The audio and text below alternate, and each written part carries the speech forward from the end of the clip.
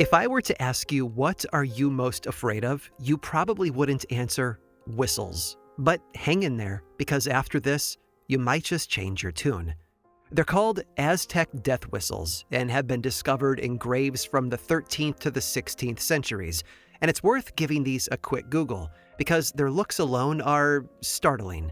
You see, these tiny clay instruments are designed to look like human skulls. Their pupilless eyes bulge out, while fleshless teeth are spread in a messy grin.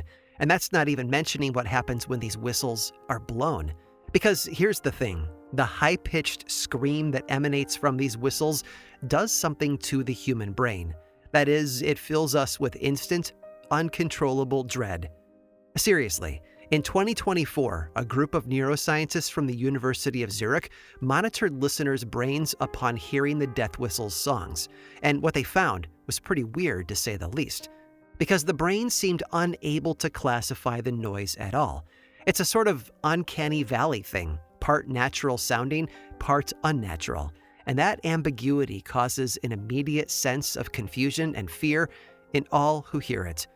When asked to describe the noise, participants called it scary, aversive, and deeply unsettling. And this is all the more chilling when you learn what the whistles were used for. Because if archaeologists are right, the Aztec death whistles may have been played as the backing soundtracks to human sacrifices. If you dig through the pages of history, you will learn that there are many ways to appease the gods. Prayer and repentance are all well and good, but there are livelier options as well.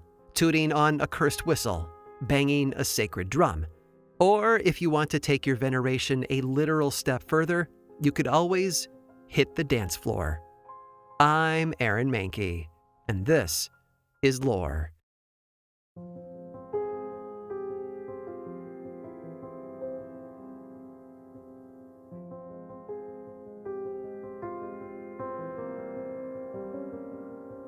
These days, we mostly dance for art's sake, or to let loose on a Saturday night. But for thousands of years, cutting a rug was downright sacred, and in many cultures, it still is. Take the Tulu people of southern India, for example. There, serpent gods are honored through a dance called Naga Mindala, in which two priests embody a male and female snake encircling each other until dawn. Or the formerly enslaved Jamaican Maroons and their healing Cromanti dance, during which dancers become possessed by ancestors to protect the community from illness. And speaking of possession, in Bali, performers of the sacred Songhayang will dress as figures like monkeys or pigs before going into a trance. Then those spirits will enter their bodies and possess them, all while dancing, of course. Elsewhere in Indonesia, members of one indigenous religion perform a funeral dance called babukang to protect the dead from evil spirits, while in Korea, Buddhist monks toting brass cymbals dance the barachum to banish dark spirits on their own.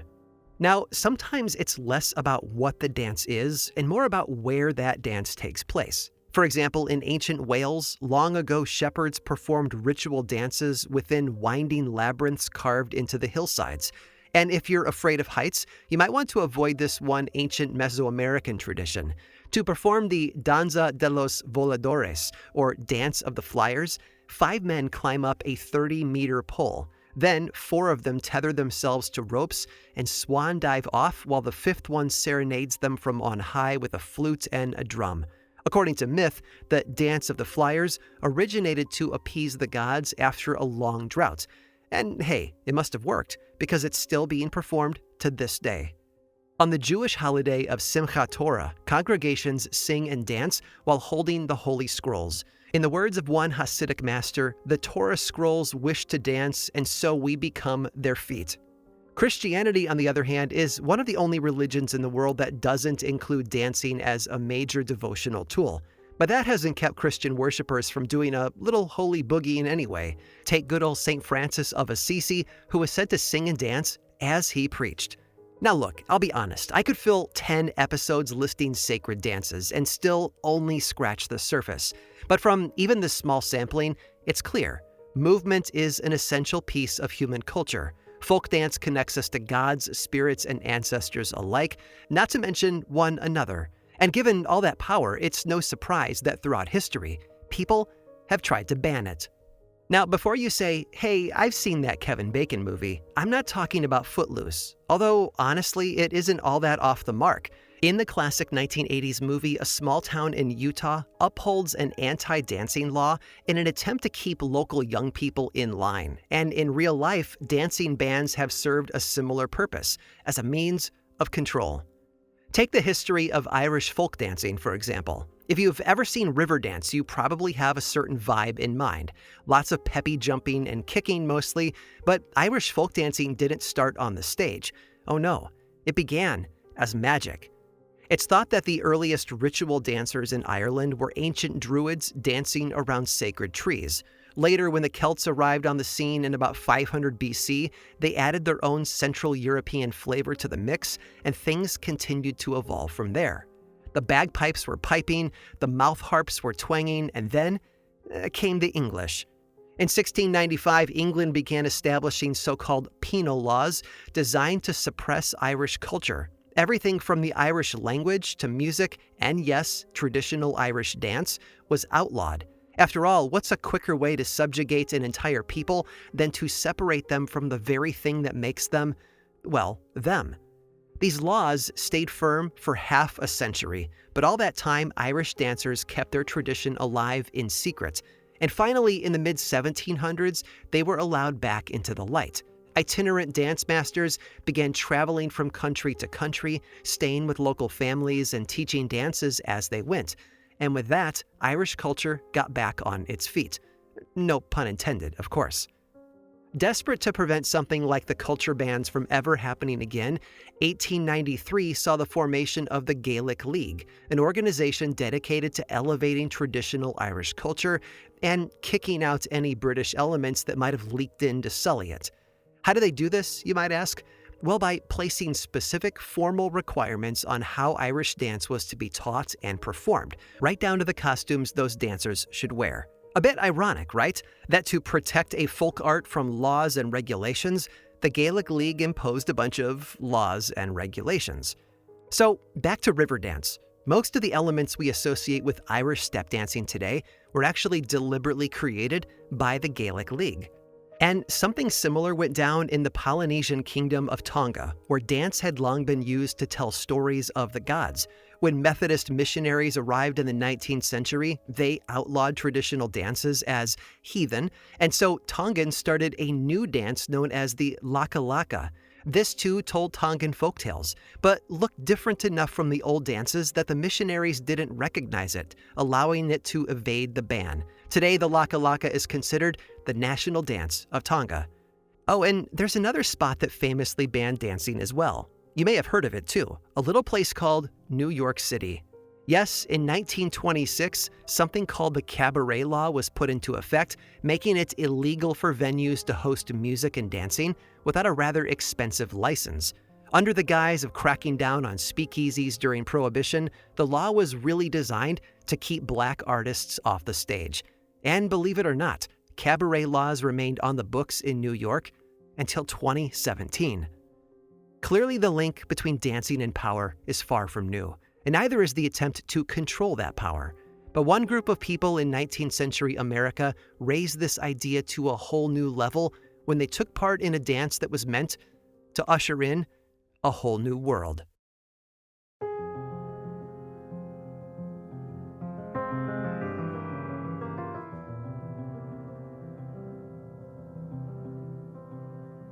Jack Wilson was not the ranch hand's real name, despite what his white employer might insist.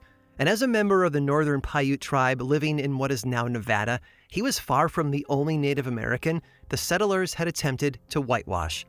This was the late 1800s, after all, the era of Indian residential schools and mandated assimilations. All across their ancestral lands, indigenous children were being ripped from their families and re-educated, erasing their culture bit by bit. Meanwhile, many tribes had been herded onto reservations and forced to rely on government rations to survive. So yeah, suffice to say this man was much more than Jack Wilson. The true name of the tall, dark-skinned man with piercing eyes and an eagle feather in his broad-brimmed hat was Wovoka, and he just so happened to be a prophet. As a mid-30-something, Wovoka had already been the subject of whispers for years. The man, you see, was said to have supernatural powers. His fellow Paiute said that he could not only predict, but also control the weather, conjuring rain, snow, and fog. One eyewitness described a demonstration Wovoka performed in which he handed a shotgun to his brother and asked him to shoot him in the chest, which his brother did. And although Wovoka's shirt became riddled with bullet holes, his flesh remained unharmed. The bullets merely rolled away on the ground. Another witness claimed to have seen Wovoka levitate the body of a young Paiute girl out of her funeral pyre and up to heaven. And on one hot day in July, he allegedly caused a 30-pound block of ice to drop from the sky. Wovoka was also known to fall into trances. He would lie stiff as a board with his mouth clamped shut and remain that way for up to 2 days. And when he returned to consciousness, he would describe being brought up to heaven, and what a heaven it was. There, wildlife was abundant and the land was verdant. Heaven's residents had no troubles. They were young and beautiful and spent their days dancing and playing sports. Oh, and one final detail. Heaven, according to Wovoka, was populated by Native Americans and white settlers alike, all living together in harmony. And it was during one of these trances that he received a message that would change not only his own life, but all of America. The message was a dance, and not just any dance. According to Wovoka, a higher power taught him choreography similar to the traditional Paiute round dance that, if performed, would call down a Messiah to transform the earth into the very same heaven Wovoka had seen in his visions. The Messiah would renew the planet, save the faithful, and in some visions, even send the white people back to where they came from. In addition to the physical movements, the higher power also offered some hot tips and tricks on how to live a good life. Hacks like love one another. Crazy stuff, I know. But they also included directions to send children to school, farm the land, and work for pay. In other words, all those things in line with forced assimilation. Now, this may seem contradictory, right? After all, a distinctly native ritual paired with a series of commands to cooperate with assimilation didn't exactly seem like a natural combo. But here's the thing. It actually suggested a way the tribes could hold on to their cultural roots even in the face of this post-colonial reality. In other words, a way to survive. Oh, and speaking of assimilation, remember how I said reservations relied on government rations to survive? Well, if you broke certain government guidelines, you could be penalized and lose those rations. Guidelines such as participating in what the U.S. Secretary of the Interior referred to as heathenish dances. Get caught dancing once and have your food taken away. Multiple times, and tribe members faced imprisonment. The stakes were obviously high, but not even the threat of starvation would keep Wovoka's dance from spreading far and wide. After all, what was a government penalty compared to heaven on earth? And the dance didn't just catch on among the Paiute, but tribes all across the land. First, the Bannocks, the Shoshones, and the Utes adopted Wovoka's dance. Then the Arapaho and Cheyenne nations farther away. And soon it would make its way to the Great Plains and tribes such as the Lakota. And like any living, breathing folk art, as it traveled, the dance began to change.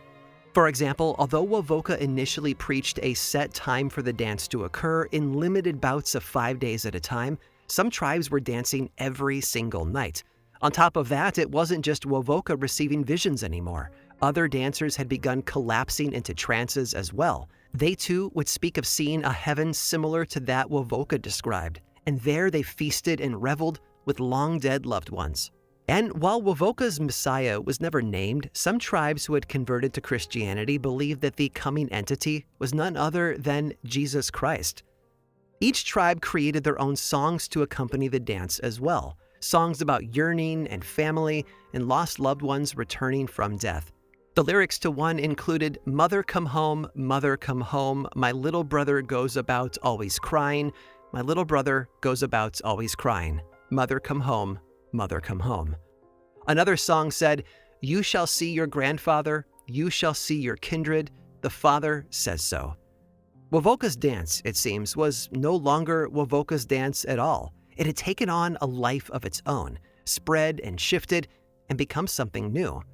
And thus was born what came to be known as the ghost dance.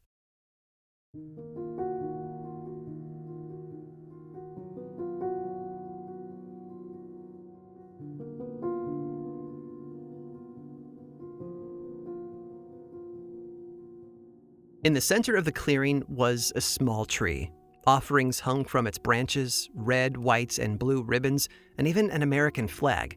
And as the wind picked up and the ribbons began to dance, so too did the people. Men and women and children alike, the healthy and the sick, the strong and the weak, the large and the small, those only just born and those nearing death's door. All had begun to circle the tree, faster, then faster still. Energy gathered in the air and in the dancers' pounding feet as they spun around and around, even faster now, electricity building in fevered loops. And then they began to collapse. Some dancers stumbled away from the circle, others fell unconscious where they stood. One woman burst from the ring, arms flailing, hair wild over her purpled face, and as she fell to the ground, every muscle in her body seemed to twitch and quiver at once. Those who remained conscious sat beside their friends, watching over them as they slipped into trances. Their journeys had begun. All that was left to do now was wait for them to awaken and report back from heaven. Welcome to a Lakota ghost dance. The year was 1890, and by that point in history, it wasn't just the native population that had gotten word of Wovoka's dance. White folks had started to take notice as well, and suffice to say, they weren't super thrilled about that. In fact, they were downright afraid. You see, to the whites' horror, the ghost dance had begun to unite the tribes. Some dances drew over 1,000 participants from all different communities. Suddenly, the traditions that white people had worked so hard to suppress were reawakening. And not only that, the disparate tribes were joining forces. Now, you might think white people would have approved of the ghost dance. After all, it encouraged assimilation, right? It was compatible with Christianity and the idea of the second coming. Many of the dancers had even graduated from residential schools, and the dance was a way of naturally blending their two cultures together. But the white populace couldn't see that nuance. No, all they saw were Native Americans doing something loud and bold and frightening that the white people did not understand. Specifically, there was a general fear among white people that the dance wasn't simply a spiritual ritual, but also a call to war. And this anxiety was especially prominent among whites who lived near the Lakota. You see, all too often, people forget that history does not exist in a vacuum. No incident is independent. Each moment is a domino, knocked over by a chain reaction rippling through every moment that came before it.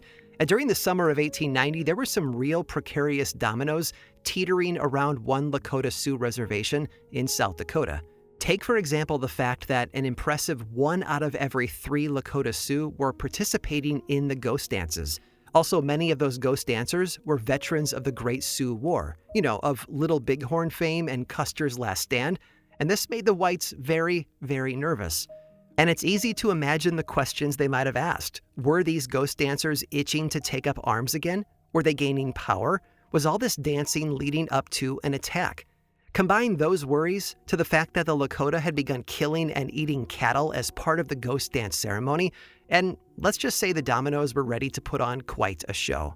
And that last detail needs a bit more explanation, because killing and eating a cow might not seem like a big deal to us. After all, what's more American than a farm-raised steak, right? But the thing is, these weren't just any cows. These animals had been given to the Lakota by reservation authorities for breeding and plowing only. Tribal members were forbidden from slaughtering them. And so, when they began to kill them anyway, whites saw this as a direct act of aggression, a slap in the face to the laws that they had put in place.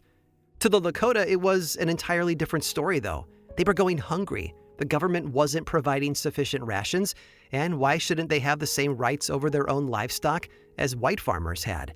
And let me tell you, that cow thing was the final flick of a finger that sent the dominoes toppling. In October of 1890, a new superintendent took charge at a reservation called Pine Ridge and immediately flooded the area with hundreds of U.S. troops. It was literally the largest military force since General Lee's surrender. All because of, let me remind you, dancing. The soldiers ordered everyone on the reservation to report to authority headquarters.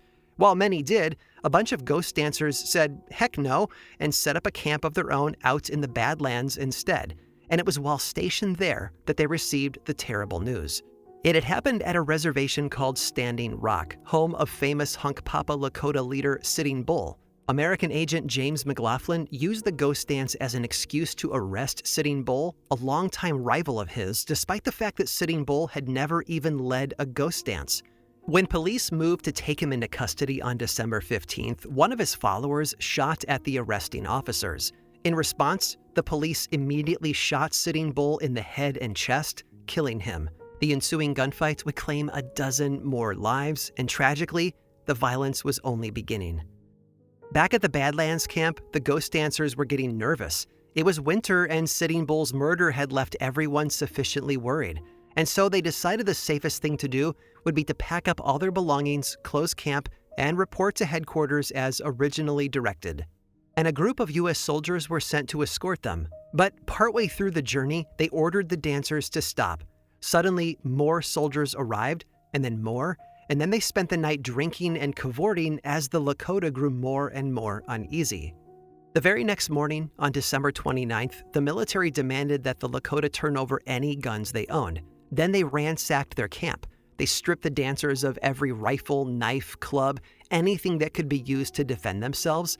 But one Lakota man named Black Coyote didn't understand what was happening because he was deaf and he refused to turn over his gun. As two soldiers tried to wrestle it from him, it fired into the air. And then, chaos. The U.S. soldiers began to gun down Lakota indiscriminately. Men, women, little children alike were shot point blank. By the time the smoke cleared, nearly 300 unarmed Lakota lay dead, their blood running down into the water beside the camp, a creek called Wounded Knee. The ghost dancers had performed their ritual to bring heaven to earth, and instead, they had found nothing but hell.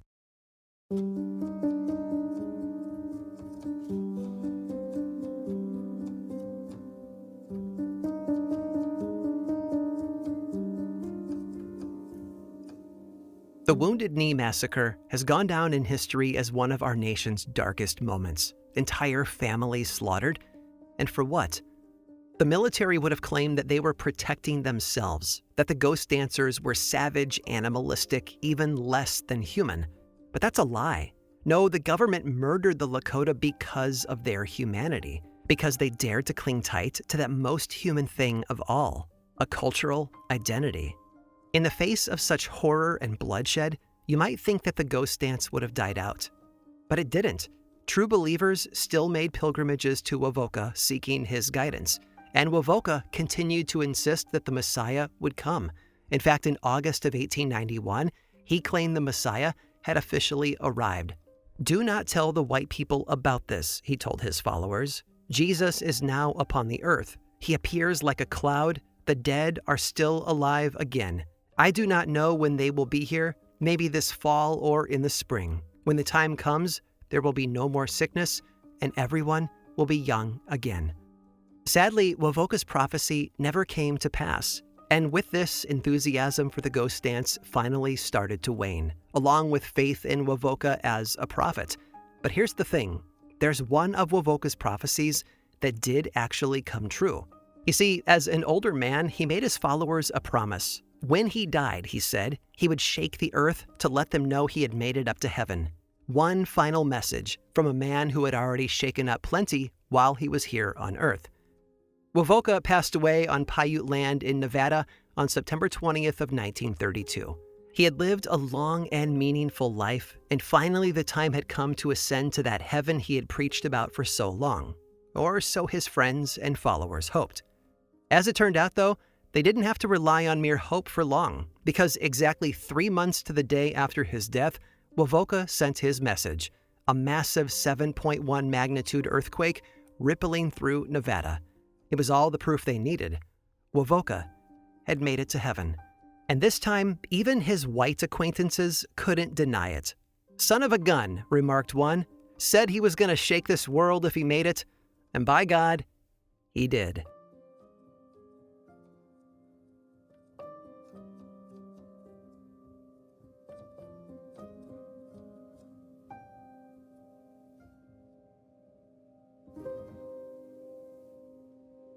I hope you enjoyed today's waltz through the dances of the world. It never ceases to amaze me just how many different shapes and forms folklore can take. By the way, one of the ghost dance's goals was to hasten the return of dead loved ones. But what happens when the dancers themselves might just be dead? Well, I just so happen to know an old Irish folktale that might hold the answer. Stick around through this brief sponsor break to hear all about it.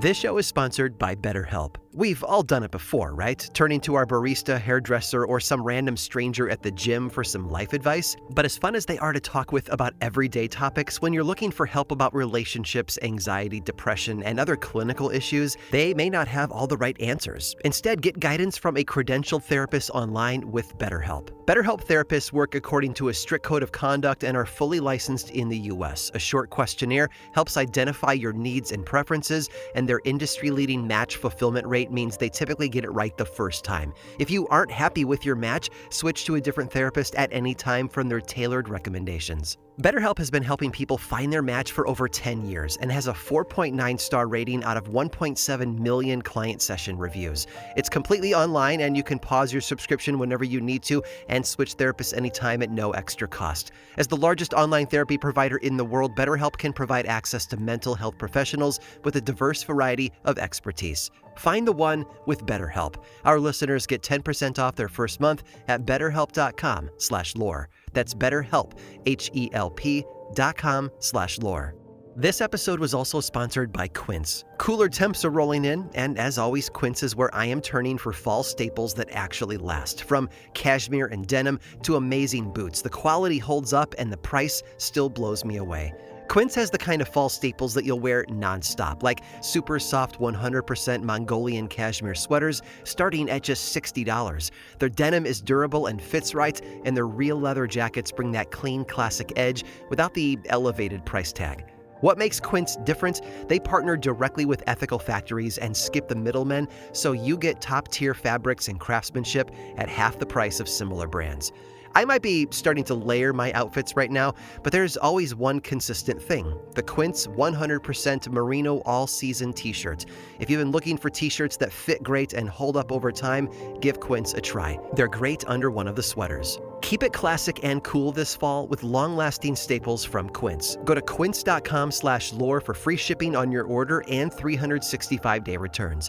That's QUINCE.com/lore to get free shipping and 365-day returns. Quince.com/lore. This episode was also made possible by Simply Safe. I want to talk about your home security for a minute. I used to think that home security was just an alarm that goes off after a break-in, scaring the intruder away and getting your neighbor's attention if you're lucky. But that's a reactive approach. By the time an intruder is inside your home, it's too late. Your feeling of safety has been shattered. That's why real security should stop a crime before it even starts. And that's why I trust Simply Safe. Their system is designed to be proactive, not reactive. Personally, I love the way Simply Safe uses smart technology to empower me to stay connected to my property. That gives me the confidence that everything is taken care of and safe. Here's how.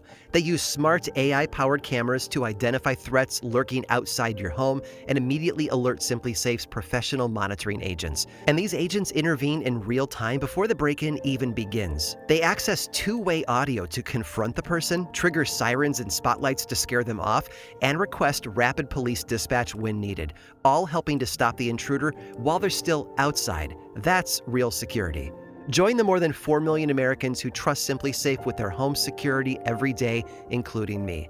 And with a 60-day money-back guarantee and no long-term contracts, Simply Safe earns your business by keeping you safe and satisfied every day. Visit simplysafe.com/lore to claim 50% off a new system. That's simplysafe.com/lore. There's no safe like Simply Safe.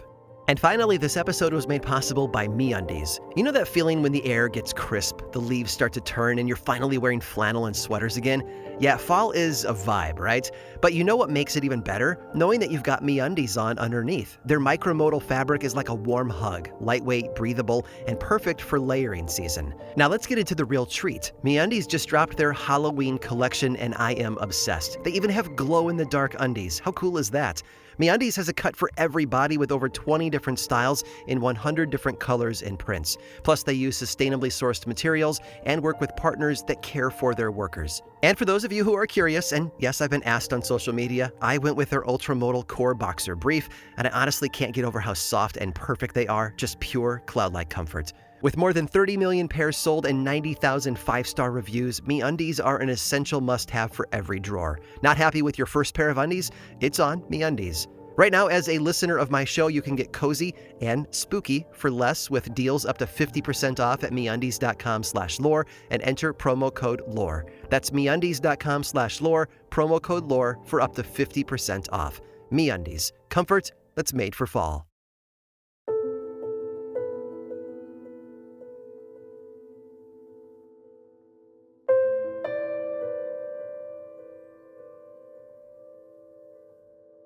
The man should have known better. He was riding past a known fairy hill one day when a stranger on a black horse approached him, or so the old Irish folktale claims. This man was a member of Galway's Kirwan family, and by all rights he should have known not to engage with a mysterious rider near an entrance to fairyland. But then again, if he hadn't, this wouldn't be much of a story, would it? The man and the rider got to chatting, and the rider made a strange proposition. "Let me provide you with a jockey for tomorrow's horse race," the stranger said, "and I guarantee your horse will win." And then before Kirwan could say yes or no, the rider vanished.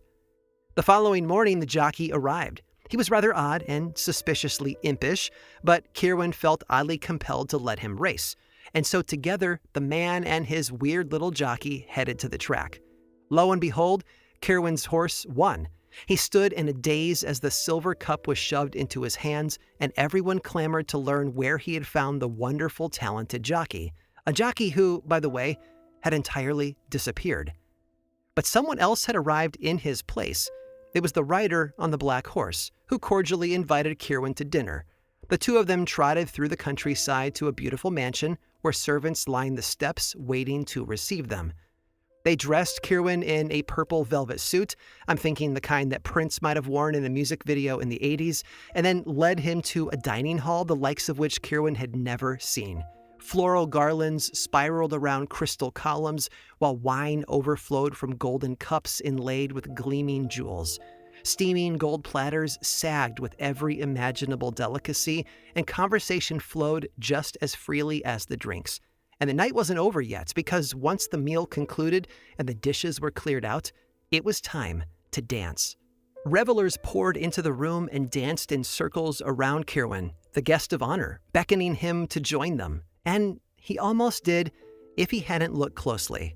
Because the more Kirwan studied the dancers, the more he had the feeling that he knew them from somewhere else.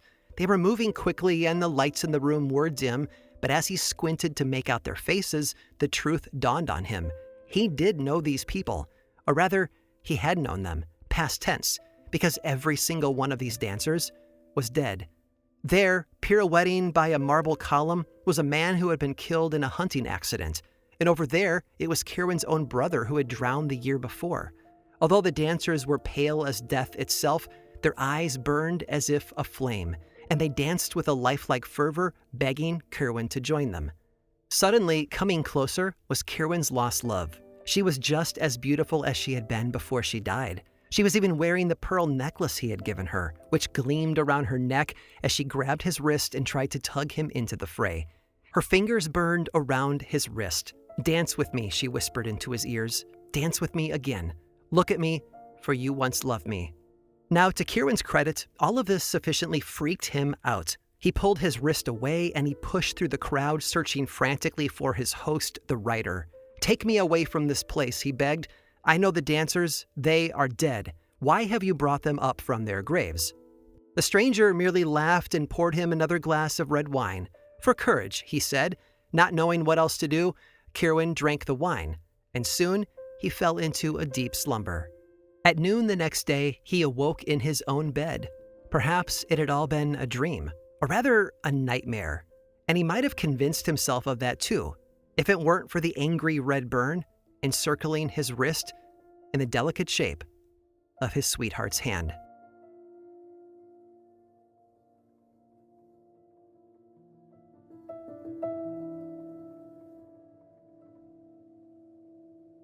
This episode of Lore was produced by me, Aaron Mahnke, with writing by Jenna Rose Nethercott, research by Cassandra De Alba, and music by Chad Lawson. Don't like hearing the ads? I've got a solution for you. There is a paid version of Lore on Apple Podcasts and Patreon that is 100% ad-free.